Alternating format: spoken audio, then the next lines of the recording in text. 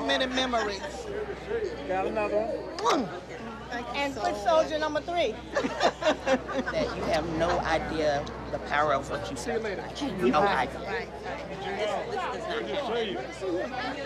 And for you to speak about race specifically and things that make us so uncomfortable, it was, and to hear it from you is different from like hearing it from me. And so I don't want to cry, so I'm going to stop. But I just want to say thank you.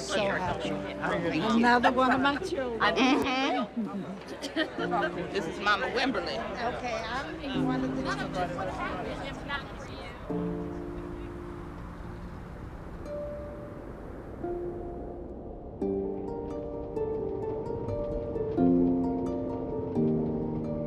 I had a very busy month and a half just thinking, and I decided I was going to start a peace movement.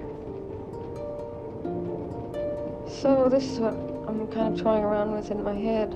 I mean, making up speeches, these big fiery speeches, getting all these great images of myself leading 400,000 million people.